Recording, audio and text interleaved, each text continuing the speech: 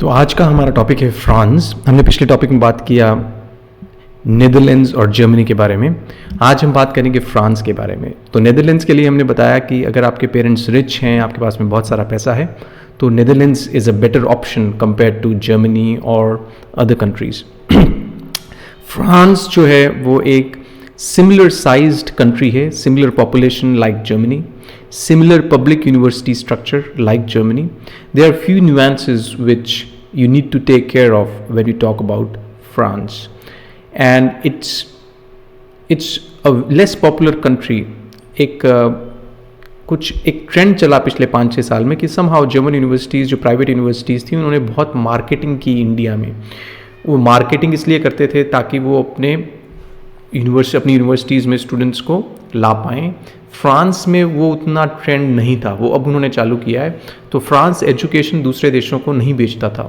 तो अभी आज का हमारा जो मेन फोकस है वो फ्रांस में एजुकेशन के लिए क्या क्या चीज़ें हमें ध्यान में रखनी चाहिए। फ्रांस में एजुकेशन में आपको पब्लिक यूनिवर्सिटी में जाना चाहिए, कितना खर्चा है, वो सब बात करेंगे। तो बहुत क्विकली पहली चीज़, और ये मैं एक फ़ोटो है फ्रांस, अगर आपको पता हो तो पेरिस में बहुत बड़ा अच्छा है एफिल टावर है, तो ये वहाँ का फोटोग्राफ है। आई थिंक ये 2012 या 2013 का ऐसा कुछ होगा। तो पहला पॉइंट है कि फ्रेंच पब्लिक यूनिवर्सिटीज़ फ्री हैं। तो इसमें क्या, बहुत सारे देश ऐसे होते हैं जहाँ पर वो सिर्फ यूरोपियन स्टूडेंट्स को फ्री करते हैं। वो इंटरनेशनल स्टूडेंट्स जो आउटसाइड ईयू हैं, जैसे इंडिया हो गया या एशिया के और देश हो गए, तो उन स्टूडेंट्स के लिए एजुकेशन फ्री नहीं रखते। ऐसे बहुत सारे देश हैं यूरोप में। लेकिन जो फ्रेंच यूनिवर्सिटीज़ हैं, वो पब्लिक यूनिवर्सिटीज़, वो सभी के लिए एजुकेशन फ्री रखती हैं। दूसरा है, फ्रेंच पब्लिक यूनिवर्सिटीज़ स्टूडेंट्स के अंडरग्रेड बैकग्राउंड पर इतना फोकस नहीं करते। उनका सिस्टम क्या है, लीनियंट एंट्री स्ट्रिक्ट एग्जिट, मतलब आसानी से आप अंदर जा सकते हो यूनिवर्सिटी के, लेकिन वहाँ से डिग्री लेना आपके लिए मुश्किल होगा। तो ये दूसरी चीज़ है, और ये बहुत डिफरेंट है दूसरे देशों के कंपैरिजन में, जैसे जर्मनी हो गया, नेदरलैंड्स हो गया। तो फ्रेंच यूनिवर्सिटीज़ क्या कहती हैं कि आपने जो भी किया है अंडर ग्रेजुएट में, वो उससे हमें कोई बहुत ज़्यादा मतलब नहीं है, थोड़ा बहुत मतलब है, पर हम आपको आने आसानी से देंगे, लेकिन आपको हम जाने मुश्किल से देंगे। आप यूनिवर्सिटी के प्रोग्राम में घुस आसानी से सकते हो, लेकिन आपके लिए निकलना मुश्किल होगा। तो ये दूसरी चीज़ हो गई। तीसरी चीज़ जो इम्पोर्टेंट है वो ये है कि इनकी जो वैल्यूज़ हैं, जो आपको रिस्पेक्ट करनी है, वो है इक्वालिटी है, स्पिरिट फ्रीडम है, फ्रेटर्निटी है। तो ये कुछ वैल्यू सिस्टम्स हैं जो आप इनके रिस्पेक्ट करेंगे अपने LOR में या फिर अपने SOP में, ये अगर चीज़ें रिफ्लेक्ट करेंगे, ये आपको बहुत एक न्यूएंस्ड, बहुत इंपॉर्टेंट पॉइंट बता रहा हूँ कि आप अगर ये चीज़ें लिखेंगे अपने एप्लीकेशन में तो आपको एक्स्ट्रा पॉइंट मिलेंगे। अभी आपको ये बहुत सारे लोग नहीं बता पाएंगे कि फ्रेंच यूनिवर्सिटीज़ के वैल्यू सिस्टम क्या है। चौथा पॉइंट, ये आप ऑनलाइन देख सकते हो, इसमें कुछ बहुत बड़ी बात नहीं है कि बहुत सारी यूनिवर्सिटीज़ हैं, करीब 80 यूनिवर्सिटीज़ हैं और 60 क्रेडिट्स होते हैं पर ईयर। तो अगर आप जैसे 3 साल का प्रोग्राम कर रहे हो तो 180 हो गए, 4 साल का कर रहे हो तो 240 हो गए, मास्टर्स कर रहे हो तो 120 हो गए। तो ये बहुत ही ऑब्वियस सा पॉइंट है, इस पर मैं बहुत ज़्यादा फोकस नहीं करूँगा अभी। अच्छा, अभी लास्ट वाला जो है वो एक इम्पॉर्टेंट पॉइंट है। जैसे इंडिया में होता है IIT में, तो IIT में कोई भी IIT का एग्ज़ाम दो, IIT के अंदर दाखिला पाओ। ये है ना, वही फ्रेंच यूनिवर्सिटीज़ का सिस्टम है कि वो कह रहे हैं कि भाई हमारे लिए बैकग्राउंड आपका इम्पॉर्टेंट नहीं है, आप अपनी एप्लीकेशन दे दो। अब क्या है, इससे जो बहुत टॉप क्रीमी यूनिवर्सिटीज़ हैं, वो क्रीमी यूनिवर्सिटीज़ में कंपटीशन बहुत ज़्यादा है, क्योंकि ऑब्वियसली जब कोई उन्होंने एंट्री बैरियर नहीं रखा, आपने बैचलर किया है, आपने फिजिक्स, मैथ, बायोलॉजी कुछ भी लिया है 12वीं में, 11वीं में, डजेंट मैटर, आप अप्लाई करो। आपने बैचलर में इलेक्ट्रॉनिक्स में किया है, आप मास्टर्स में फ्रांस में IT में अप्लाई कर सकते हो। बहुत सारे ऐसे देश हैं जैसे जर्मनी हो गया, वहाँ पर ये सब अलाउड नहीं है।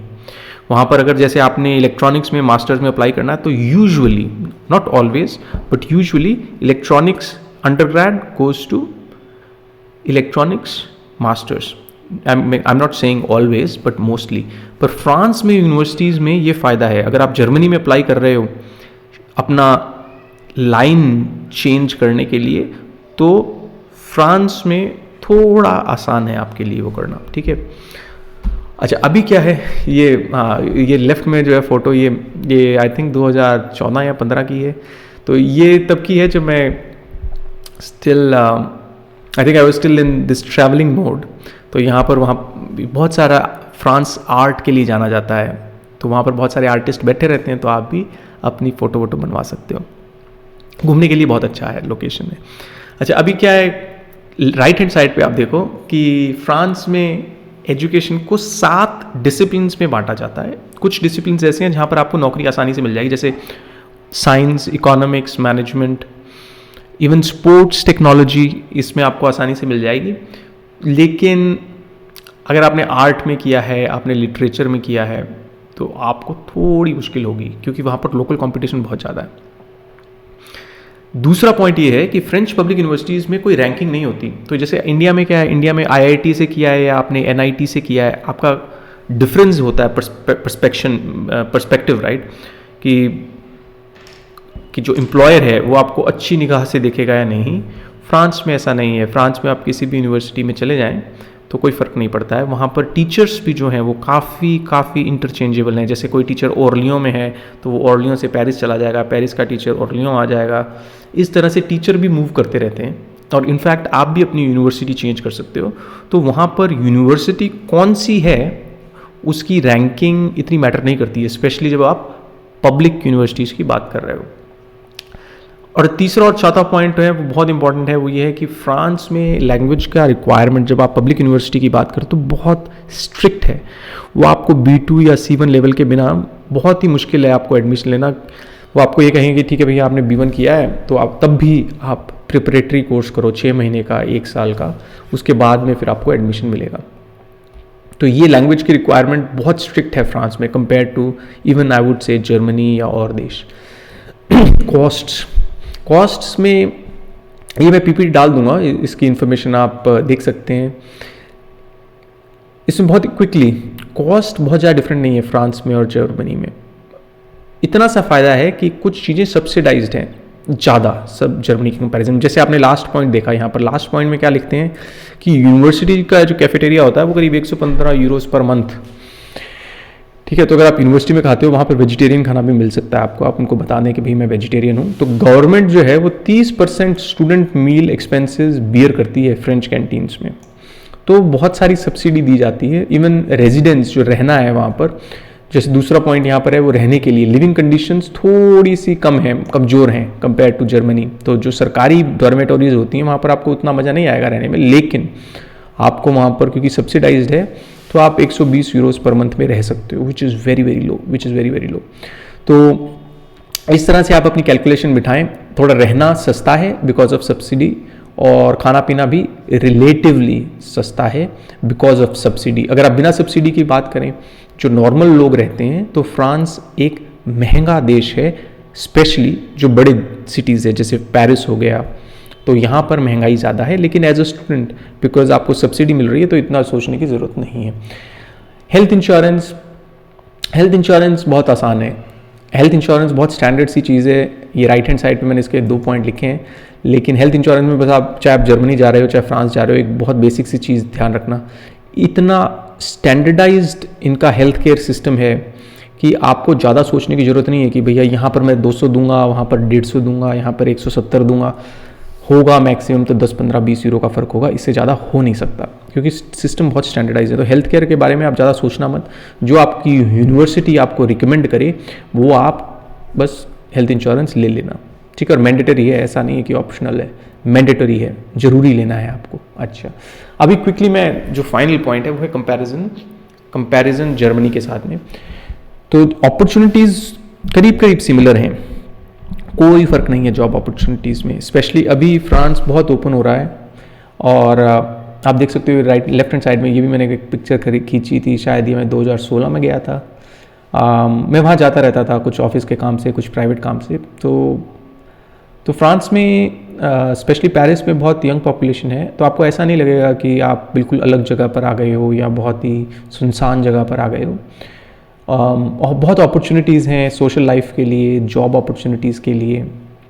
और दूसरा पॉइंट ये है कि भैया जो जर्मनी के कंपैरिजन में ये इतना पॉपुलर क्यों नहीं हो पाया, मैंने पहले बताया जर्मनी यूनिवर्सिटीज़ ने बहुत मार्केटिंग की और करीब 15 या 20 यूनिवर्सिटीज़ मैंने फेसबुक पे डाला है जर्मनी की बंद हो गई हैं, टोटली शट डाउन, बिकॉज वहाँ पर कोई फ्रॉड हुआ अलग अलग तरीके का या इस तरह से। तो जर्मन प्राइवेट यूनिवर्सिटीज़ बहुत सारी, फ्रॉड वर्ड यूज़ करना चाहिए नहीं करना चाहिए पता नहीं, पर बंद हो गई हैं और बहुत सारे स्टूडेंट्स इस वजह से, इस कारण से काफ़ी दिक्कत में भी रहे। तीसरा पॉइंट क्या है, लोकल जॉब्स, इंटरनेशनल जॉब्स।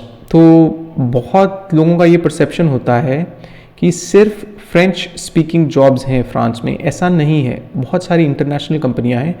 और अभी क्या है, इकोनॉमी रिवाइव हो रही है। पहले क्या था, जर्मनी की इकोनॉमी पिछले 3-4 साल से ऊपर जा रही थी, अभी क्या हुआ, और फ्रांस की इकोनॉमी स्टेबल थी या नीचे जा रही थी। लेकिन ये ट्रेंड्स चेंज होते हैं, एक कॉन्सेप्ट होता है मीन रिवर्जन, जो इकोनॉमी 10 साल तक अच्छा जाए करेगी वो फिर 2-3 साल बुरा करती है, और इसका उल्टा भी है। तो फ्रांस की इकोनॉमी अभी एक रिवाइविंग स्टेज पे है, अपॉर्चुनिटीज़ बहुत हैं।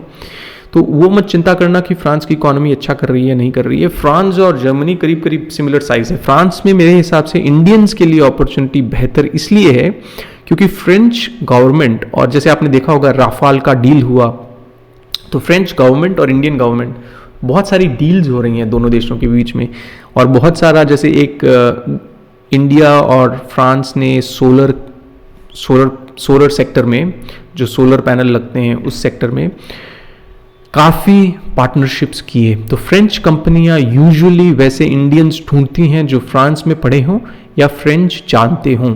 तो उस सेंस में आप you will be 1 step ahead. तो इसलिए भी आप फ्रांस को कंसिडर कर सकते हो। और बहुत सारी इंग्लिश स्पीकिंग जॉब्स भी हैं, स्पेशली अगर आप आईटी सेक्टर देखते हैं तो आईटी सेक्टर में लोकल जॉब्स और इंटरनेशनल कंपनियां तो हैं ही। तो इतना चिंता करने की ज़रूरत नहीं है कि भाई आपको इंग्लिश स्पीकिंग जॉब मिलेगी नहीं मिलेगी। प्रेफरेबली आप फ्रेंच सीख सकते हो, फ्रेंच एक अच्छी लैंग्वेज है, इतनी डिफ़िकल्ट लैंग्वेज नहीं है जैसा कि बताया जाता है, या इतनी हार्श लैंग्वेज नहीं है जैसा कि जर्मन होती है। तो ये है कि डरो मत फ्रांस जाने से, और बहुत कम मार्केटिंग हुई है इस चीज़ की। अभी स्टूडेंट्स जाने लगे हैं पिछले 1-1.5 साल से, और मुझे लगता है आने वाले 3-4 साल में फ्रांस का जो एजुकेशन सेक्टर है इंटरनेशनल स्टूडेंट्स को अट्रैक्ट करने के लिए वो बढ़ेगा, और वो जर्मनी या यूके इन देशों के बराबर इजीली चला जाएगा।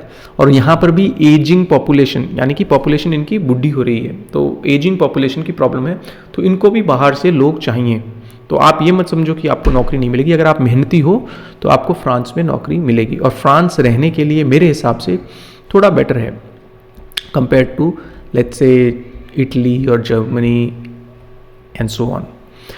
तो दोस्तों ये है थोड़ा सा फ्रांस के बारे में, और कोई भी क्वेश्चन हो, डाउट हो तो आप मुझे पूछ सकते हो। अगर आपको ये पीपीटी चाहिए तो आप मेरे को मेरे ईमेल एड्रेस पे या मेरे व्हाट्सएप पे एक छोटा सा मैसेज कर दो, तो मैं ये आपको फॉरवर्ड कर दूंगा। Okay friends, then all the best, और मिलते हैं अगले वीडियो में।